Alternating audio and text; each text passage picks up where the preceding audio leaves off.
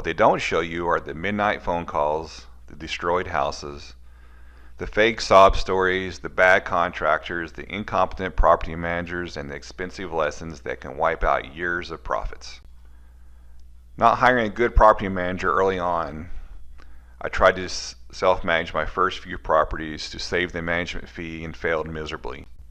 One PM called me one day to say one of my rentals had burned to the ground, and they wondered why the tenant hadn't paid in a couple months. All I thought was, wow, since my first protocol was to file eviction if the rent wasn't paid by the 21st, which they clearly didn't do. That was the moment I realized nobody would ever care about my properties as much as I did. Being a mild temperament personality, I would find myself falling for the tenants' sob stories and try to work with them by giving them extra time so they could get caught up.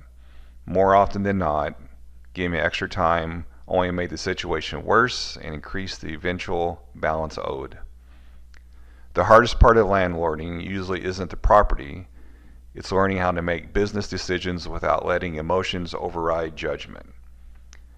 I'd say this cost me at least $50,000 over the course of several years. I ran across a few professional tenants that knew how to work the system, and it cost me several extra thousands of dollars to finally get them out, just to find out they destroyed the place in a few months.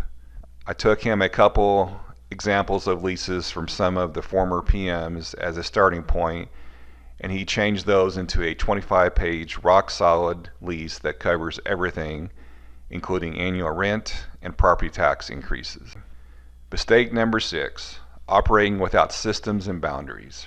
Early on, we didn't have strict systems and boundaries, and some tenants would abuse this. This disconnect gave me the power to say no and to blame the landlord, to get around caving into their sad stories and blame the owner or the landlord instead. We also added a habitual late payment clause to our lease, stating that if the tenant has 3 late payments during their lease term, which is usually 2 years, they are in violation of their lease and will be evicted. Mistake number 7, thinking rentals are passive income. Don't make the mistake of thinking rentals are a set and forget passive printing press. Today, after more than a decade of self-managing, our systems are strong, turnover is low, and the portfolio only requires a few hours a month to maintain. But it didn't start that way. They're the ones who never built strong systems.